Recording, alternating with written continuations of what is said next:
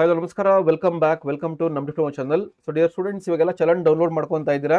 ಈ ಥರ ಚಲನ್ ಡೌನ್ಲೋಡ್ ಆಗ್ತಾ ಇದೆ ನಿಮ್ಗೆ ಇಲ್ಲಿ. ಸೊ KA ಕಡೆಯಿಂದ ಒಂದು ನ್ಯೂ ಅಪ್ಡೇಟ್ ಬಂದಿದೆ regarding the fees payment. Okay, ಇದು ಆಕ್ಚುಲಿ ಲಾಸ್ಟ್ ಟೈಮಲ್ಲಿ ಇರಲಿಲ್ಲ, ಬಟ್ ಈ ಟೈಮಲ್ಲಿ ಇಂಡಿಕೇಟ್ ಆಗ್ತಾ ಇದೆ, ಅದಕ್ಕೆ ಹೇಳೋದಕ್ಕೆ ಬಂದೆ. ಒಂದು KA ಕಡೆಯಿಂದ ನ್ಯೂ ಅಪ್ಡೇಟ್ ಬರ್ತಾ ಇದೆ ಫೀಸ್ ಪೇಮೆಂಟ್ ಮಾಡೋದ್ರ ಬಗ್ಗೆ.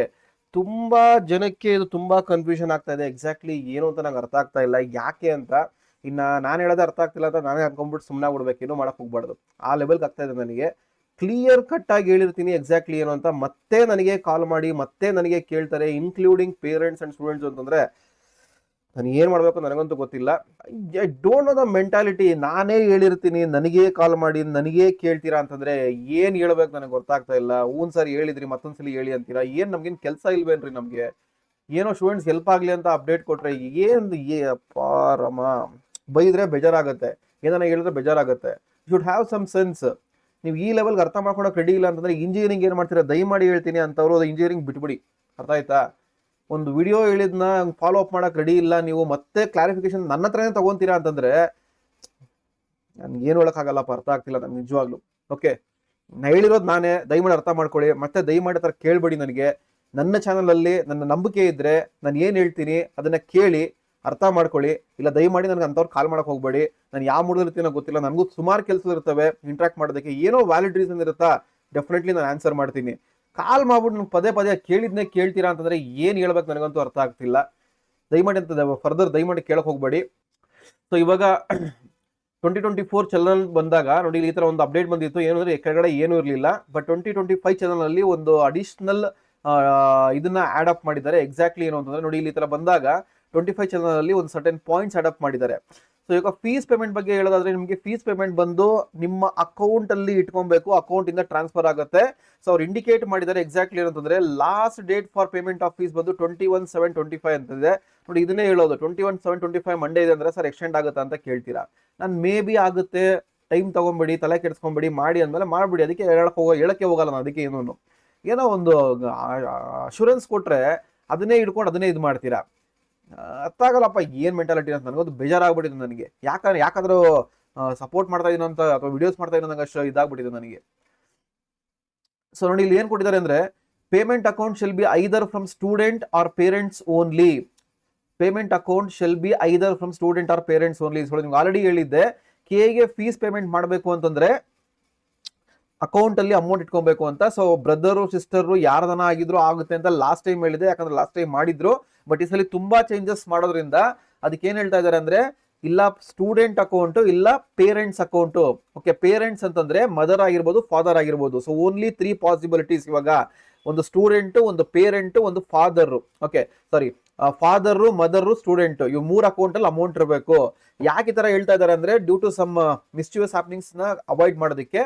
Any refund if applicable will be process to the same account only after completion of CET process. Probably bank ಕಡೆಯವರು ತಗೊಳಕ್ ಹೋಗಲ್ಲ. ಸೊ ಇದನ್ನ ಅವಾಯ್ಡ್ ಮಾಡಬೇಡಿ. ಇನ್ ಕೇಸ್ ನಿಮ್ಮ ಬ್ರದರ್ ಅಕೌಂಟ್, ಸಿಸ್ಟರ್ ಅಕೌಂಟ್ ಅಲ್ಲಿ ಇದ್ರೆ ನಿಮ್ಮ ಮದರ್ ಅಕೌಂಟ್ಗೆ ಟ್ರಾನ್ಸ್ಫರ್ ಮಾಡ್ಕೊಂಡು ನಾಳೆ ಎಲ್ಲ ಮಾಡ್ಕೊಂಬಿಡಿ. ಯಾಕಂದ್ರೆ ಚಲನ್ ಬೆಳಗ್ಗೆ ಡೌನ್ಲೋಡ್ ಆಗಿಲ್ಲ, ಸುಮಾರು ಜನಕ್ಕೆ ಪ್ರಾಬ್ಲಮ್ ಆಯ್ತು. ಮಧ್ಯಾಹ್ನ ಮೇಲೆ ಡೌನ್ಲೋಡ್ ಆಗಿ ಶುರು ಆಯ್ತು. ಕೆಲವು ಸ್ಟೂಡೆಂಟ್ಸ್ ಇದನ್ನ ರಿಪ್ಲಿಕೇಟ್ ಮಾಡಿದ್ರು ನನಗೆ, ಸರ್ ಎಕ್ಸಾಕ್ಟ್ಲಿ ಏನ್ ಸರ್ ಇದು, ಇದನ್ನ ಮಾಡ್ಬೋದು ಅಂತ. ಆಮೇಲೆ payment to be made through NEFT RTGS only ಅಂತ ಇದೆ. ಅದು ನೀವು ಮಾಡೋದಲ್ಲ. ದಯಮಾಡಿ ಹೇಳ್ತೀನಿ, ನೀವು ಯಾರು ಆನ್ಲೈನ್ ಅಲ್ಲಿ ಮಾಡಕ್ ಹೋಗ್ಬೇಡಿ. ಅಲ್ಲಿ ಅಕೌಂಟ್ ನಂಬರ್ ಇದೆ, IFSC ಕೋಡ್ ಇದೆ ಅಂದ್ಬಿಟ್ಟು ಡೈರೆಕ್ಟ್ ನೀವು ಆನ್ಲೈನ್ ಅಲ್ಲಿ ಮಾಡಕ್ ಹೋಗ್ಬೇಡಿ. ಏನು ಇಲ್ಲ, ಈ ಚಲನ್ ತಗೊಂಡೋಗಿ, ಈ ಚಲನ್ ಒಂದು ಪ್ರಿಂಟ್ಔಟ್ ತಗೊಂಡು ಕಲರ್ ಆಗಲಿ ಬ್ಲಾಕ್ ಅಂಡ್ ವೈಟ್ ಆಗಿ ಮತ್ತದನ್ನ ಕೇಳಬೇಡಿ ದಯವಿಟ್ಟು. ಕಲರ್ ಬ್ಲಾಕ್ ಅಂಡ್ ವೈಟ್ ಯಾವ್ದೋ ಒಂದು ತಗೊಂಡೋಗಿ ಬ್ಯಾಂಕ್ ಅಲ್ಲಿ ಕೊಡಿ. ನಿಮ್ಮ ಅಕೌಂಟ್ ಅಲ್ಲಿ ಫಾದರ್, ಮದರ್ ಅಥವಾ ಸ್ಟೂಡೆಂಟ್ ಇವ್ರ ಅಕೌಂಟ್ ಅಲ್ಲಿ ಅಮೌಂಟ್ ಇಟ್ಕೊಳ್ಳಿ. ಹೋಗಿ ಕೊಡಿ ಅಲ್ಲಿ. ಅರ್ಥ ಆಯ್ತಾ? ನಿಮ್ಮ ಅಕೌಂಟ್ ನಂಬರ್ ಕೊಡಿ, ಅವ್ರ ಫಾರ್ಮ್ ಕೊಡ್ತಾರೆ, ಫಿಲ್ ಮಾಡ್ಕೊಡಿ. ಚೆಕ್ ಕೊಡ್ಬೇಕಾಗುತ್ತೆ, ಯಾಕಂದ್ರೆ ಮೋರ್ ದನ್ 1 lakh ಟ್ರಾನ್ಸಾಕ್ಷನ್ ಇದೆ. ಸೊ ಚೆಕ್ ಕೊಡ್ಬೇಕಾಗುತ್ತೆ. ಚೆಕ್ ಇಲ್ಲ ಅಂದ್ರೆ ಏನ್ ಸರ್ ಮಾಡೋದು ಅಂತಂದ್ರೆ, ಏನು ಪ್ರಾಬ್ಲಮ್ ಇಲ್ಲ, ಸ್ಲಿಪ್ ಕೊಡಿ. ಸ್ಲಿಪ್ ಕೊಡ್ತಾರೆ. ನಿಮ್ಮ ಹೋಮ್ ಬ್ರಾಂಚ್ ಅಕೌಂಟ್ ಇರೋದ್ರಿಂದ ಸ್ಲಿಪ್ ಕೊಟ್ಟರು ನಡೆಯುತ್ತೆ. ಅಲ್ಲಿ ಅಕೌಂಟ್ ಇರಬೇಕು, ಅಮೌಂಟ್ ಅಲ್ಲಿ ಅಕೌಂಟ್ ಇರಬೇಕು. ಮಿಕ್ಕಿದ ಕೆಲಸ ಎಲ್ಲ ಅವ್ರು ಮಾಡ್ಕೊಂತಾರೆ. NEFT RTGS ಎಲ್ಲ ಅವ್ರು ಮಾಡ್ಕೊಂತಾರೆ. ನೀವೇನ್ ಮಾಡೋದ್ ಬೇಕಾಗಿಲ್ಲ. ದಯಮಾಡಿ ಹೇಳ್ತೀನಿ, ಮತ್ತೆ ರಿಕ್ವೆಸ್ಟ್ ಮಾಡ್ಕೊಂತೀನಿ, ಆನ್ಲೈನ್ ಟ್ರಾನ್ಸ್ಫರ್ ಮಾಡಕ್ ಹೋಗ್ಬೇಡಿ. No IMPS payment to be made ಅಂತ ಅವರೇ ಹೇಳಿದ್ದಾರೆ.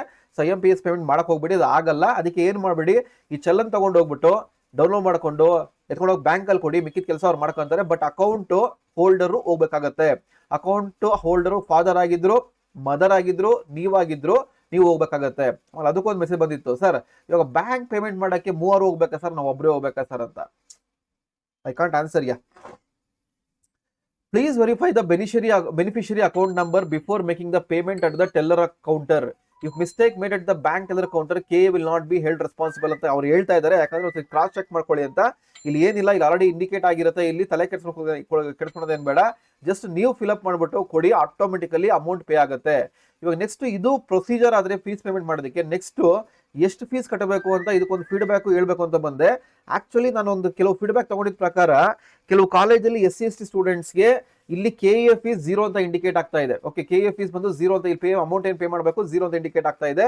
ಎಲ್ಲಾ ಕ್ಯಾಟಗರಿ 1 ಎಲ್ಲರೂ ಚೇಂಜಸ್ ಆಗಿದೆ, ಅಕಾರ್ಡಿಂಗ್ಲಿ ಚೇಂಜಸ್ ಆಗ್ತಾ ಇರುತ್ತೆ. ರೀಲಾಗಿನ್ ಮಾಡಿ ಚೆಕ್ ಮಾಡ್ತಾ ಇದೆ ಅಷ್ಟೇ. ಸೊ ಕಾಲೇಜಲ್ಲಿ ಫೀಸ್ ಕೇಳ್ತಾ ಇಲ್ಲ ಅಂತ ಹೇಳ್ತಾ ಇದ್ದಾರೆ. I am very happy really ಆ ತರ ಆದ್ರೆ. ಯಾಕೆಂದ್ರೆ SC/ST ಅಥವಾ ಕ್ಯಾಟಗರಿ 1 ಯಾರಿಗಾನ ಇದ್ರೆ ಅವ್ರಿಗೆ ಆ KA fees, category 1 KA fees ಕಟ್ಟಲೇಬೇಕು. ಪರ್ಟಿಕ್ಯುಲರ್ಲಿ SC/ST ಅವ್ರು ಯಾರನ್ನ ಇದ್ರೆ KA ಕಟ್ಟೋ ಫೀಸು 0 ಇರುತ್ತೆ, ಅಲ್ಲಿ ಇಂಡಿಕೇಟ್ ಆಗಿರುತ್ತೆ 0 ಅಂದ್ಬಿಟ್ಟು. ಸೊ ನೀವು ಕಾಲೇಜಲ್ಲಿ ಫೀಸ್ ಕಟ್ಟಬೇಕು ಅಂತ ಹೇಳಿದ್ದೆ, ಬಟ್ ಒಂದೆರಡು ಫೀಡ್ಬ್ಯಾಕ್ ನೋಡಿದ್ರೆ ಕೇಳ್ತಾ ಇಲ್ಲ ಅಂತ ಹೇಳ್ತಾ ಇದ್ದಾರೆ. ಸೊ ಇದು ಐ ಡೋಂಟ್ ನೋ ಎಕ್ಸಾಕ್ಟ್ಲಿ ಅವ್ರು ಯಾವ ತರ ಕೇಳಿದ್ರು, ಯಾವ ತರ ರಿಪ್ಲಿಕೇಟ್ ಬಂದಂಗೆ ಗೊತ್ತಿಲ್ಲ. ನೀವು ಏನೋ SC/ST ಸ್ಟೂಡೆಂಟ್ ಆಗಿದ್ರೆ, ನಿಮಗೆ 0 ಇದ್ರೆ, ನಿಮ್ ಕಾಲೇಜ್ಗೆ ಹೋಗಕ್ಕೆ ಇಷ್ಟ ಇದ್ರೆ ಕಾಲೇಜ್ಗೆ ನಾಳೆ ಕಾಂಟ್ಯಾಕ್ಟ್ ಮಾಡಿ ಕೇಳಿ, ಸರ್ ನನಗೆ ಸೀಟ್ ಅಲಾಟ್ಮೆಂಟ್ ಆಗಿದೆ, ನಾನು ಅಡ್ಮಿಷನ್ ಆರ್ಡರ್ ಜಾಯ್ನ್ ಆಗಿ ಬರಬೇಕು, ಫೀಸ್ ಪೇಮೆಂಟ್ ಮಾಡಿದ್ದೀನಿ, ಏನ್ ತರಬೇಕು ಸರ್, ಎಷ್ಟು ಅಮೌಂಟ್ ತರಬೇಕು ಅಂತ ಕೇಳಿ ಒಂದ್ಸಲಿ ಅವ್ರು ಹೇಳ್ತಾರೆ. ಓಕೆ, ಐ ಥಿಂಕ್ ಫೋನಲ್ಲಿ ಹೇಳೋಕ್ಕಾಗಲ್ಲ, ನಿಯರ್ ಬೈ ಇದ್ರೆ ವಿಸಿಟ್ ಮಾಡಿ ಅವರೇ ಹೇಳ್ತಾರೆ. ಯಾಕಂದ್ರೆ ಸೋಮವಾರ ಅಡ್ಮಿಷನ್ ಮಾಡ್ಕೊಬೇಕು, that is the last date as per the schedule. ಸೋಮವಾರ ಒಳಗಡೆ ಪೇಮೆಂಟ್ ಮಾಡಿ ಅಡ್ಮಿಷನ್ ಮಾಡ್ಕೊಬೇಕು. ಸೊ ಅದಕ್ಕೆ ಲೇಟ್ ಮಾಡಕ್ ಹೋಗ್ಬೇಡಿ, ನಾಳೆ ಕನ್ಫರ್ಮೇಶನ್ ತಗೊಂಡು ಸೋಮವಾರ ಹೋಗಿ ಜಾಯ್ನ್ ಆಗ್ಬಿಡಿ. ಸೊ ಇನ್ನು ಮಿಕ್ಕಿದ ಅಡಿಷನಲ್ 5 to 10K ಅಂತ ಏನ್ ಹೇಳಿದ್ದೆ, ಅಥವಾ 15 to 30K ಅಂತ ಹೇಳಿದ್ದೆ, ರಫ್ಲಿ ಈ ರೇಂಜ್ ಅಲ್ಲಿ ತಗೊಂತಾ ಇದ್ದಾರೆ ರಿಮೈನಿಂಗ್ ಸ್ಟೂಡೆಂಟ್ಸ್ಗೆ. ಪರ್ಟಿಕ್ಯುಲರ್ಲಿ SC/ST ಯಾರಿದ್ದಾರೆ ಅವ್ರಿಗೆ ಹೇಳಿ ಅಂತ ಹೇಳ್ತಾ ಇದ್ರು. ಸೊ ಕೆಲವು ಕಾಲೇಜಲ್ಲಿ ಇನ್ನ ತಗೊಂತಾ ಇದಾರೋ ಇಲ್ಲ ಗೊತ್ತಿಲ್ಲ, ನಾನು ಮತ್ತೆ ಹೇಳ್ತಾ ಇದ್ದೀನಿ, ನನಗೆ ಬಂದಿರೋ ಫೀಡ್ಬ್ಯಾಕ್ ನಾನು ಹೇಳ್ತಾ ಇರೋದು. ಆಮೇಲೆ ನಾನು ಹೇಳ್ದೆ ಅಂತ ದಯಮಾಡಿ ನಾನು ಕಾಲ್ ಮಾಡಬೇಡಿ, ಕಾಲೇಜಲ್ಲಿ ಕನ್ಫರ್ಮ್ ಮಾಡ್ಕೊಳ್ಳಿ. ಕೆಲವು ಕಾಲೇಜಲ್ಲಿ ತಗೊಂತಾ ಇದ್ದಾರೋ ಇಲ್ಲ ತಗೊಂತಾ ಇಲ್ವೋ, ತಗೊಂಡ್ರೆ ಪೇಮೆಂಟ್ ಮಾಡ್ಬೇಕಾಗತ್ತೆ, ತಗೊಂಡ್ಲಿಲ್ಲ ಅಂತಂದ್ರೆ very good, happy, enjoy the fees what you accord, ಅಂದ್ರೆ ಏನಾದ್ರು ಅಸೆಂಬಲ್ ಮಾಡ್ಕೊಂಡಿದ್ದೀರಾ ಎಂಜಾಯ್ ಮಾಡಿ. ಓಕೆ, ನೆಕ್ಸ್ಟ್ ಇಯರ್ಗೆ ಅದನ್ನ ಇಟ್ಕೊಳ್ಳಿ. So this the update need to give to you. So ಅದೇ ತರ M3 ಕೋಚಿಂಗ್ ಸ್ಟಾರ್ಟ್ ಮಾಡ್ತಾ ಇದ್ದೀನಿ. ಇವತ್ತು ಡೆಮೋ ಕ್ಲಾಸ್ ಇಟ್ಟಿದ್ದೆ. So due to this option entry postpone ಮಾಡಿದ್ದೀನಿ, ಇಂಟಿಮೇಟ್ ಮಾಡ್ತೀನಿ ಗ್ರೂಪ್ ಅಲ್ಲಿ. ನಿಮ್ಮ ಜೂನಿಯರ್ಸ್ಗೆ ಲಾಂಗ್ ಟರ್ಮ್ ಕೋಚಿಂಗ್ ಸ್ಟಾರ್ಟ್ ಮಾಡ್ತೀನಿ ಶಾರ್ಟ್ಲಿ, ಆಗಸ್ಟ್ ಸ್ಟಾರ್ಟ್ ಮಾಡಬೇಕು ಅಂತ ಪ್ಲಾನ್ ಮಾಡ್ತಾ ಇದ್ದೀನಿ. ಸೊ ಡೋಂಟ್ ವರಿ, ಇವ್ರು ಹ್ಯಾವಿಂಗ್ ಎಲ್ ಅಮೌಂಟ್ ಆಫ್ ಟೈಮ್. ಬೇರೆ ಕಡೆ ಸ್ಟಾರ್ಟ್ ಮಾಡ್ಬಿಟ್ಟಿದ್ದಾರೆ ಸರ್, ಬೇರೆ ಕಡೆ ಸ್ಟಾರ್ಟ್ ಮಾಡ್ಬಿಟ್ಟಿದ್ದಾರೆ, ಬೇಗ ಮಾಡಿ ಅಂತ ಪ್ರೆಷರ್ ಬರ್ತಾ ಇದೆ. ಡೋಂಟ್ ವರಿ, ಹ್ಯಾವ್ ಪೇಷನ್ಸ್, ಬೇಕಾದ್ರೆ ಸ್ವಲ್ಪ ಇದು ಮುಗಿಬೇಕು ನನಗೆ. ಸೊ ಈ ತರ ಒಂದು ಒಳ್ಳೆ ರಿಸಲ್ಟ್ಸ್ ಬರಬೇಕು ಅಂದ್ರೆ ಜಾಯ್ನ್ ಆಗಿ. So complete information regarding fees payment ಮತ್ತೆ ಕೊಟ್ಟಿದ್ದೀನಿ. ದಯಮಾಡಿ ನಾನು ಹೇಳಿದ್ನ ಮತ್ತೆ ನನಗೆ ಕಾಲ್ ಮಾಡಿ ಕೇಳಕ್ ಹೋಗ್ಬೇಡಿ, ನನಗೂ ಟೈಮ್ ಅನ್ನೋದಿದೆ. ಓಕೆ, ಹೆಲ್ಪ್ ಮಾಡ್ತೀನಿ ಅಂದ್ರೆ ಎಲ್ಲಿಗೂ ಹೆಲ್ಪ್ ಮಾಡಕ್ ನಾನು ರೆಡಿ ಇರಲ್ಲ, ಅದಕ್ಕೆ ನಾನು ಕಾಲ್ ರಿಸೀವ್ ಮಾಡೋದೇ ಬಿಟ್ಬಿಟ್ಟಿದ್ದೀನಿ. Okay, so this the update for you right now. So video ಅರ್ಥ ಆಗಿದ್ರೆ ಅರ್ಥ ಆಗಿಲ್ಲ ಅಂತಂದ್ರೆ ದಯಮಾಡಿ ಮತ್ತೆ ಒಂದ್ಸಲಿ ನೋಡಿ. ವಿಡಿಯೋ ಇಷ್ಟ ತಪ್ಪದೆ ಒಂದು ಲೈಕ್ ಬಟನ್ ಪ್ರೆಸ್ ಮಾಡಿ, ಆಮೇಲೆ ಫ್ರೆಂಡ್ಸ್ಗೆಲ್ಲ ಶೇರ್ ಮಾಡೋದು ಮರಿಬೇಡಿ. Thanks for watching the video.